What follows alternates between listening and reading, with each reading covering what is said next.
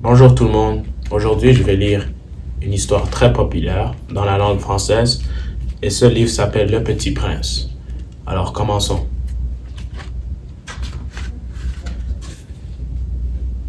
Lorsque j'avais 6 ans, j'ai vu une fois une magnifique image dans un livre sur la forêt vierge qui s'appelait Histoire vécue. Ça représentait un serpent boa qui avalait un fauve. Voilà la copie du dessin. On disait dans le livre, les serpents boa avalent leur proie tout entière, sans la mâcher. Ensuite, ils ne peuvent plus bouger et ils dorment pendant les 6 mois de leur digestion. J'ai alors beaucoup réfléchi sur les aventures de la jungle. Et à mon tour, j'ai réussi avec un crayon de couleur à tracer mon premier dessin. Mon dessin numéro 1, il était comme ça. J'ai montré mon chef d'œuvre aux grandes personnes et je leur ai demandé si mon dessin leur faisait peur. Elles m'ont répondu, pourquoi un chapeau ferait-il peur? Mon dessin ne représentait pas un chapeau. Il représentait un serpent boa qui digérait un éléphant. J'ai alors décidé de dessiner l'intérieur du serpent boa afin que les grandes personnes puissent comprendre. Elles ont toujours besoin d'explications. Mon dessin numéro 2 était comme ça. Les grandes personnes m'ont conseillé de laisser de côté les dessins de serpents boa ouverts ou fermés et de m'intéresser plutôt à la géographie, à l'histoire, au calcul et à la grammaire. C'est ainsi que j'ai abandonné, à l'âge de 6 ans, une magnifique carrière de peintre. J'avais été découragé par l'insuccès de mon dessin numéro 1 et de mon dessin numéro 2. Les grandes personnes ne comprenaient jamais rien tout seules, et c'est fatigant pour les enfants de toujours et toujours leur donner des explications. J'ai donc dû choisir un autre métier, et j'ai appris à piloter les avions. J'ai volé un peu partout dans le monde, et à la géographie, c'est exact, m'a beaucoup servi. Je savais reconnaître du premier coup d'œil la Chine de l'Arizona. C'était très utile si l'on s'est égaré pendant la nuit.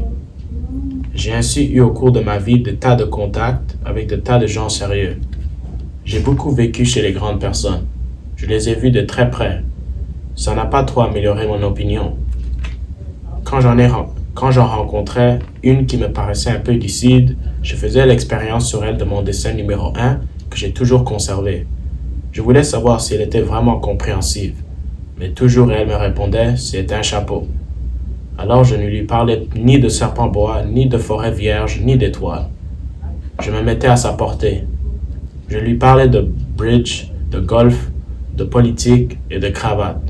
Et la grande personne était bien contente de connaître un homme aussi raisonnable. J'ai ainsi vécu seul, sans personne avec qui parler véritablement, jusqu'à qu'une panne dans le désert du Sahara il y a 6 ans. Quelque chose s'était cassé dans mon moteur, et comme je n'avais avec moi ni mécanicien ni passager, je me préparais à essayer de réussir tout seul une réparation difficile. C'était pour moi une question de vie ou de mort. J'avais à peine de l'eau à boire pour 8 jours. Le premier soir, je me suis donc endormi sur le sable à 1000 milles de toute terre habitée. J'étais bien plus isolé qu'un naufragé sur un radeau au milieu de l'océan. Alors vous imaginez ma surprise au lever du jour, quand une drôle de petite voix m'avait réveillé. Elle disait « S'il vous plaît, dessine-moi un mouton. » Hein? Dessine-moi un mouton. J'ai sauté sur mes pieds comme si j'avais été frappé par la foudre. J'ai bien frotté mes yeux. J'ai bien regardé. Et j'ai vu un petit bonhomme tout à fait extraordinaire qui me considérait gravement. Voilà, le meilleur portrait que plus tard j'ai réussi à faire de lui. Mais mon dessin, bien sûr, est beaucoup moins ravissant que le modèle. Ce n'est pas ma faute. J'avais été découragé dans ma carrière de peintre par les grandes personnes à l'âge de 6 ans. Et je n'avais rien appris à dessiner sauf les bois fermés et les bois ouverts. Je regardais donc cette apparition avec des yeux tout ronds et d'étonnement. N'oubliez pas que je me trouvais à 1000 milles de toute région habitée. Or, mon petit bonhomme ne me semblait ni égaré, ni mort de fatigue, ni mort de faim, ni mort de soif, ni mort de peur. Il n'avait en rien l'apparence d'un enfant perdu au milieu du désert, à 1000 milles de toute région habitée. Quand j'ai réussi enfin à parler, je lui dis « Mais qu'est-ce que tu fais là ?» Il me répéta alors tout doucement comme une chose très sérieuse. « S'il vous plaît, dessine-moi un mouton. » Quand le mystère est trop impressionnant, on n'ose pas désobéir. Aussi absurde que cela me semblait à 1000 milles de tous les endroits habités et en danger de mort, je sortis ma poche, une feuille de papier et un stylographe. Je me rappelais alors que j'avais surtout étudié la géographie, l'histoire, le calcul et la grammaire. Et je dis au petit bonhomme avec un peu de mauvaise humeur que je ne savais pas dessiner. Il me répondit, « Ça ne fait rien, dessine-moi un mouton. » Comme je n'avais jamais dessiné un mouton, je refis pour lui l'un des 2 seuls dessins dont j'étais capable, celui de boa fermé, et je fus stupéfait d'entendre le petit bonhomme me répondre « Non, non, je ne veux pas d'un éléphant dans un boa. Un boa c'est très dangereux, et un éléphant c'est très encombrant. Chez moi c'est tout petit, j'ai besoin d'un mouton, dessine-moi un mouton. » Alors j'ai dessiné. Il regardait attentivement. Puis, « Non, celui-là est déjà très malade, fais-en un autre. » Je dessinais. Mon ami sourit gentiment avec indulgence. « Tu vois bien, ce n'est pas un mouton, c'est un bélier, il a des cornes. » Je refis donc encore mon dessin, mais il fut refusé comme les précédents. « Celui-là est trop vieux, je veux un mouton qui vive longtemps. » Alors, faute de patience, comme j'avais hâte de commencer le démontage de mon moteur, je griffonnais ce dessin-ci et je lançais. « Ça, c'est la caisse, le mouton que tu veux est dedans. » Mais je fus bien surpris de voir s'illuminer le visage de mon jeune juge. « C'est tout à fait comme ça que je le voulais. Crois-tu qu'il faille beaucoup d'herbe à ce mouton? Pourquoi? Parce que chez moi c'est trop petit. Ça suffira sûrement, je t'ai donné un tout petit mouton. » Il pencha la tête vers le dessin. « Pas si petit que ça, tiens. » Il s'endormit. Et c'est ainsi que je fis la connaissance d'un petit prince. Il me fallut longtemps pour comprendre d'où il venait. Le petit prince qui me posait beaucoup de questions ne semblait jamais entendre les miennes. Ce sont des mots prononcés par hasard qui, peu à peu, m'ont tout révélé. Ainsi, quand il a aperçu pour la première fois mon avion, je ne dessinerai pas mon avion, c'est un dessin beaucoup trop compliqué pour moi, il me demanda « Qu'est-ce que c'est que cette chose-là » ? Ce n'est pas une chose, ça vole, c'est un avion, c'est mon avion. Et j'étais fier de lui apprendre que je volais. Alors il s'écria « Comment? Tu es tombé du ciel? » « Oui, fis-je modestement. »« Ah, ça c'est drôle. » Et le petit prince eut un très joli éclat de rire qui m'irrita beaucoup. Je désire qu'on ne prenne mes malheurs au sérieux. Puis il ajouta « Alors, toi aussi tu viens du ciel? De quelle planète es-tu? » J'entrevis aussitôt une lueur dans le mystère de sa présence et j'interrogeai brusquement « Tu viens donc d'une autre planète? » Mais il ne répondit pas. Il hochait la tête doucement tout en regardant mon avion. C'est vrai que là-dessus, tu ne peux pas venir de bien loin. Et il s'enfonça dans une rêverie qui dura longtemps. Puis sortant mon mouton de sa poche, il se plongea dans la contemplation de son trésor. Vous imaginez combien j'avais pu être intrigué par cette demi-confidence sur les autres planètes? Je m'efforçais donc en savoir plus long. D'où viens-tu, mon petit bonhomme? Où est-ce chez toi? Où veux-tu emporter mon mouton? Il me répondit après un silence médiatif. Ce qui est bien avec la caisse que tu m'as donnée, c'est que la nuit ça lui servira de maison. Bien sûr, et si tu es gentil, je te donnerai aussi une corde pour l'attacher pendant le jour. Et un piquet. La proposition parut choquer le petit prince. L'attacher? Quelle drôle d'idée! Mais si tu ne l'attaches pas, il ira n'importe où et il se perdra. Et mon ami eut un nouvel éclat de rire. Mais où veux-tu qu'il aille? N'importe où, droit devant lui. Alors le petit prince remarqua gravement. Ça ne fait rien, c'est tellement petit chez moi.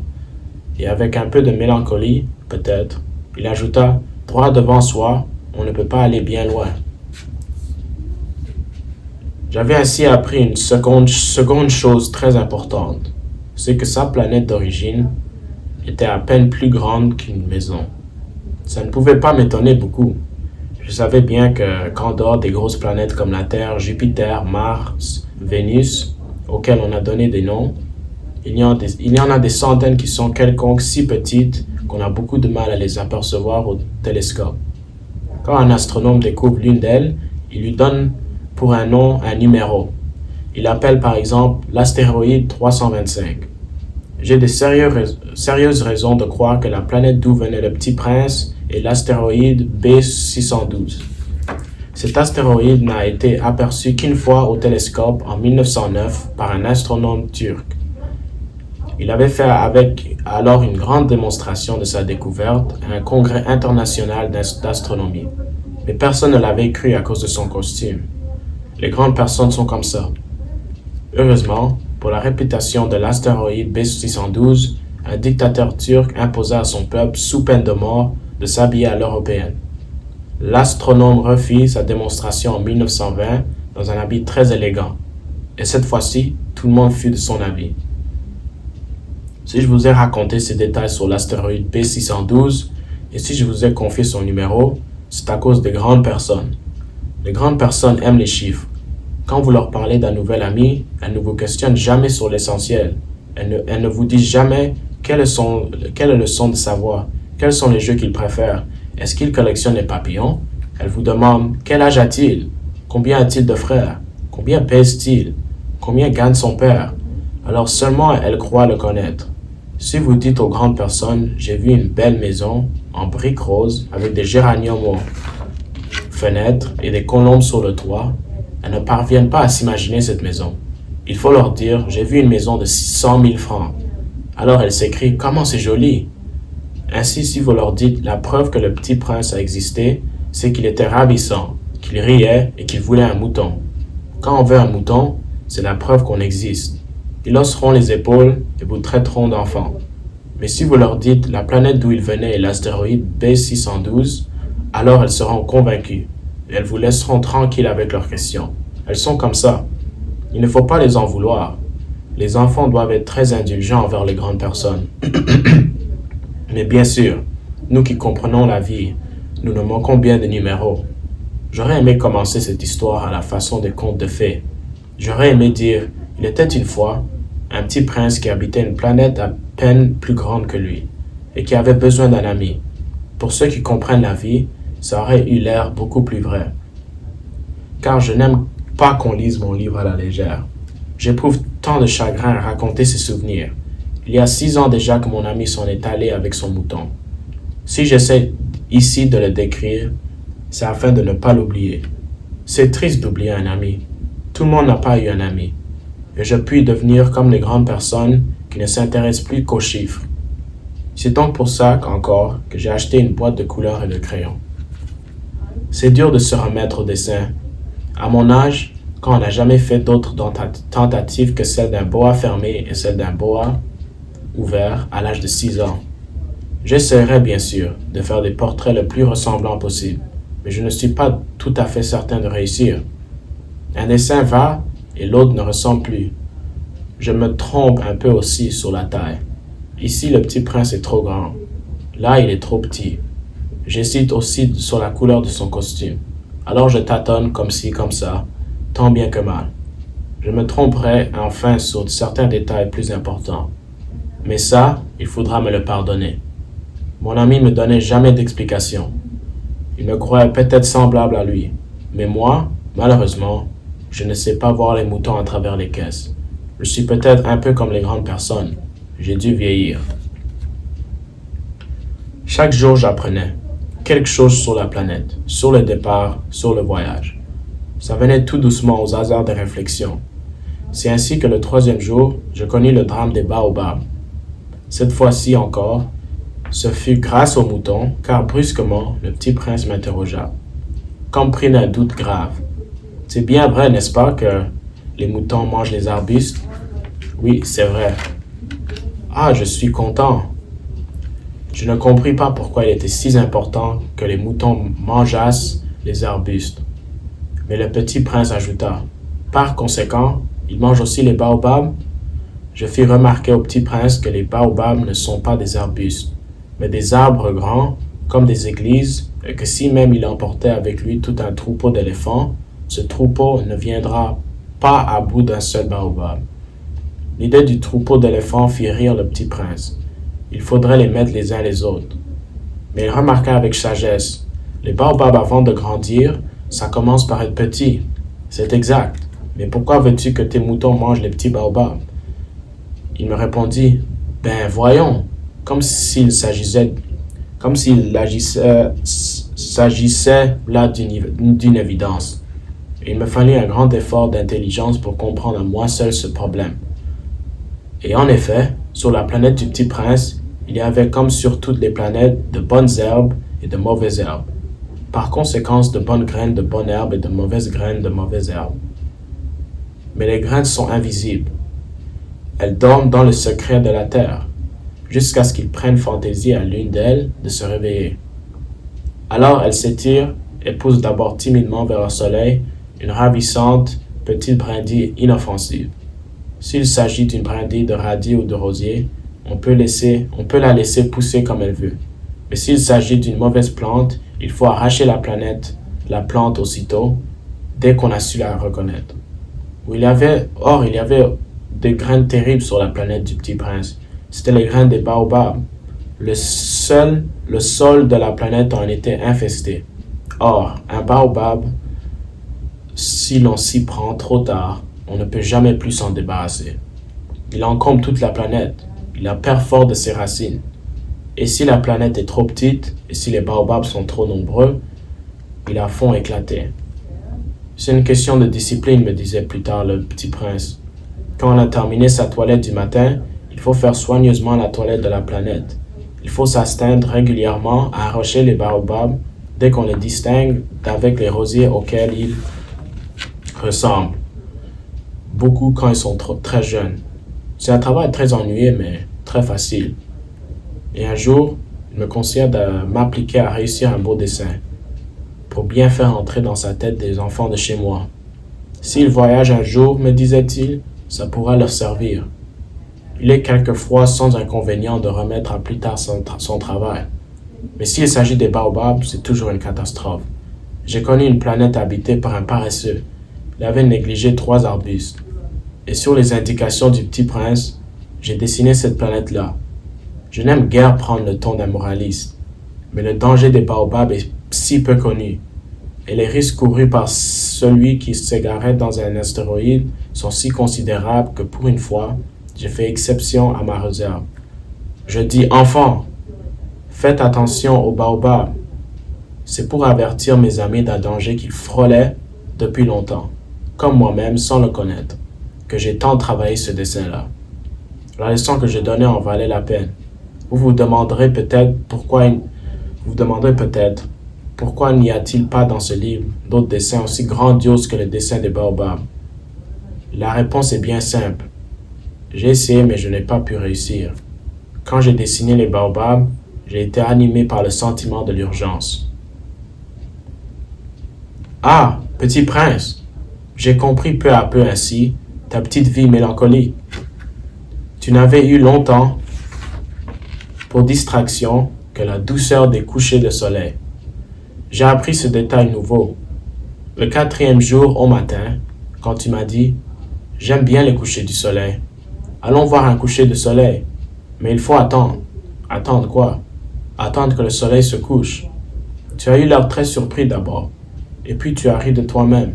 Et tu m'as dit « Je me crois toujours chez moi. » En effet, quand il est midi aux États-Unis, le soleil, tout le monde le sait, se couche sur la France. Il suffirait de pouvoir aller en France en 1 minute pour assister au coucher de soleil. Malheureusement, la France est bien trop éloignée. Mais sur ta si petite planète, il te suffisait de tirer ta chaise de quelque part. Et tu regardais la crépuscule chaque fois que tu le désirais. Un jour, j'ai vu le soleil se coucher 44 fois.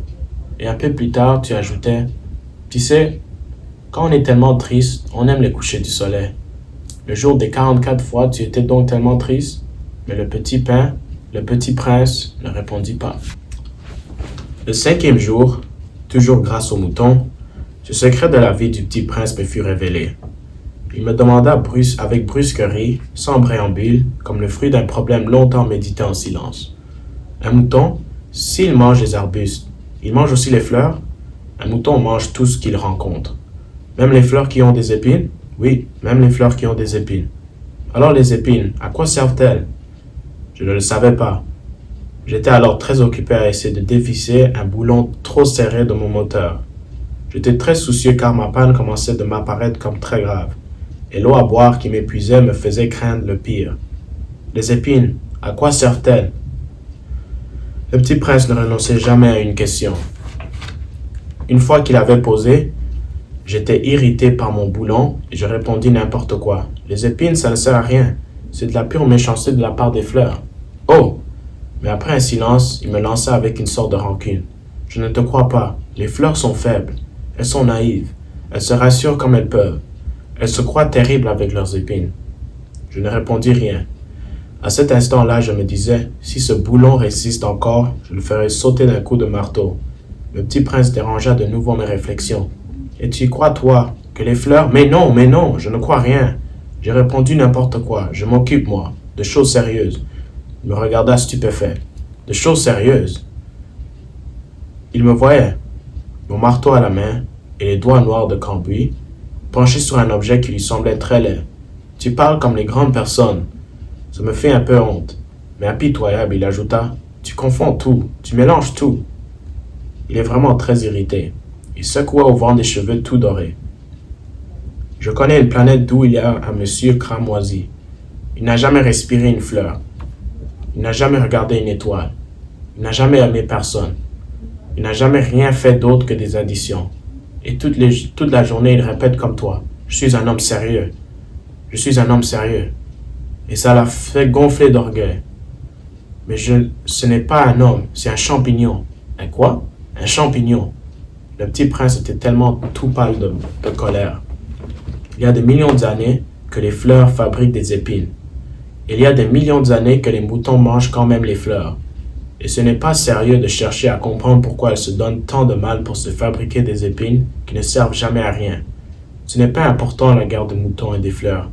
Ce n'est pas plus sérieux et plus important que les additions d'un grand monsieur rouge.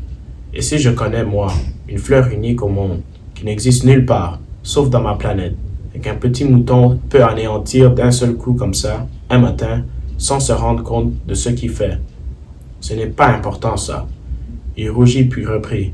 Si quelqu'un aime une fleur qui n'existe qu'à un exemplaire dans les millions et les millions d'étoiles, ça suffit pour qu'il soit heureux quand il les regarde.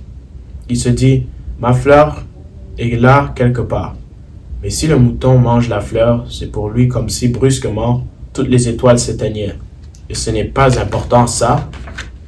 Il ne put rien dire de plus. Il éclata brusquement en sanglots. La nuit était tombée. J'avais lâché mes outils.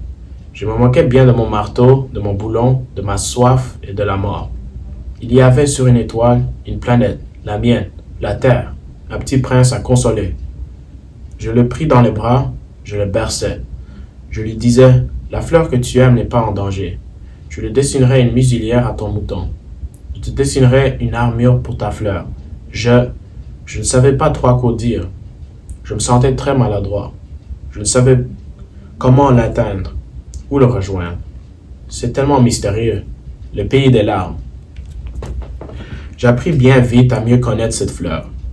Il y avait toujours eu sur la planète du petit prince des fleurs très simples, ornées d'un seul rang de pétales, et qui tenaient point de place et qui ne dérangèrent personne. Elle apparaissait un matin dans l'herbe, et puis elle s'éteignait le soir. Mais celle-là avait germé un jour d'une graine apportée, dont on ne sait où, et le petit prince avait surveillé de très près cette brindille, qui ne ressemblait pas aux autres brindilles. Ça pouvait être un nouveau genre de baobab, mais l'arbuste cessa vite de croître et commença de préparer une fleur. Le petit prince qui assistait à l'installation d'un bouton énorme sentait bien qu'il en sortirait une apparition miraculeuse. Mais la fleur ne finissait pas de se préparer à être belle, et à l'abri de sa chambre verte, elle choisissait avec soin ses couleurs. Elle s'habillait lentement et l'ajustait un à un ses pétales. Elle ne voulait pas sortir toute fripée comme les coquelicots. Elle ne voulait apparaître que dans le plein rayonnement de sa beauté. Et oui, elle est très coquette. Sa toilette mystérieuse avait donc duré des jours et des jours. Et puis voici qu'un matin, justement à l'heure du lever du soleil, elle s'est montrée. Et elle qui avait travaillé avec tant de précision, dit en bâillant, « Ah, je me réveille à peine. Je vous demande pardon. Je suis encore tout décoiffé. Le petit prince alors ne put contenir son admiration. Que vous êtes belle, n'est-ce pas? Répondit doucement la fleur. Je suis née en même temps que le soleil. Le petit prince devina bien qu'elle n'était pas trop modeste, mais elle était si émouvante.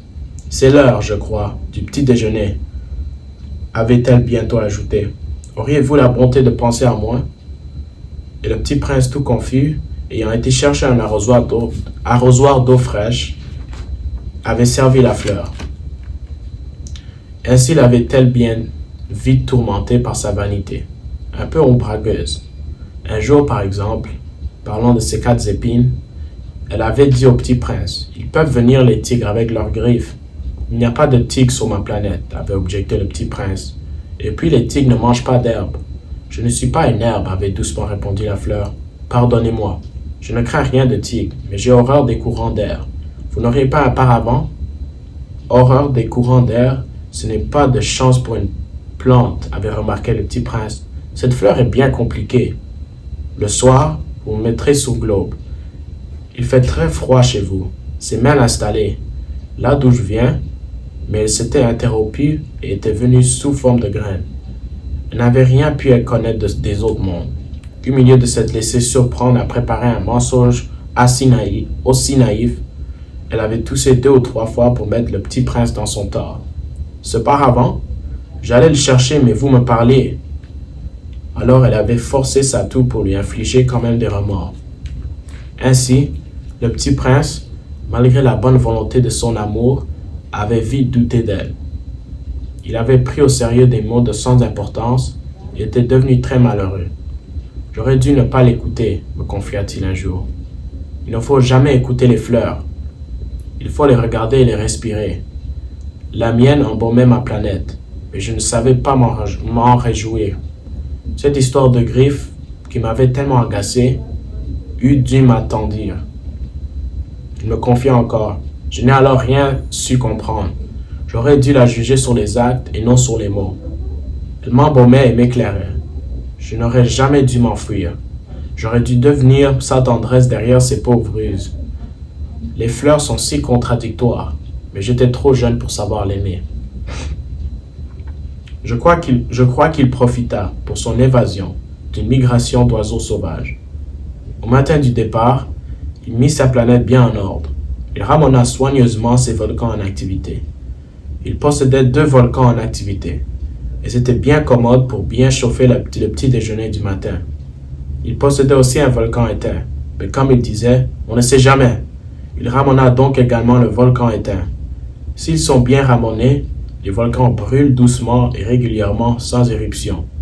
Les éruptions volcaniques sont comme des feux de cheminée. Évidemment, sur notre Terre, nous sommes beaucoup trop petits pour ramener nos volcans. C'est pourquoi ils nous causent des tas d'ennuis. Le petit prince arracha aussi avec un peu de mélancolie les dernières pousses de baobab. Il croyait ne jamais devoir revenir, mais tous ses travaux familiers lui parurent. Ce matin-là, extrêmement doux, et quand il arrosa une dernière fois la fleur et se prépara à la mettre à l'abri sous son globe, il se découvrit envie de pleurer. « Adieu, dit-il à la fleur, mais elle ne lui répondit pas. « Adieu, répéta-t-il. La fleur toussa, mais ce n'est pas à cause de son rhume. J'ai été sotte, lui dit-elle enfin. Je te demande pardon. Tâche d'être heureux. Il fut surpris par l'absence de reproche. Il restait là, tout déconcerté, le globe en l'air. Il ne comprenait pas cette douceur calme.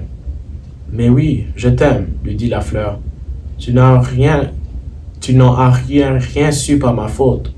Cela n'a aucune importance, mais tu as été aussi sot que moi. Tâche d'être heureux. Laisse ce globe tranquille. Je n'en veux plus. Mais le vent, je ne suis pas si enrhumé que ça. L'air frais de la nuit me fera du bien. Je suis une fleur. Mais les bêtes...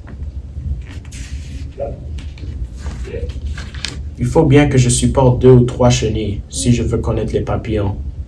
Il paraît que c'est tellement beau. Sinon, qui me rendra visite? Tu seras loin, toi. Quant aux grosses bêtes, je ne crains rien. J'ai mes griffes. Et elle montrait naïvement ses 4 épines. Puis elle ajouta, Ne traîne pas comme ça, c'est agaçant. Tu as décidé de partir. Va-t'en. Car elle ne voulait pas qu'il la vît pleurer. C'était une fleur tellement orgueilleuse. Alors maintenant, ça c'est la fin du chapitre 9. Merci d'avoir écouté et à la prochaine pour le chapitre 10.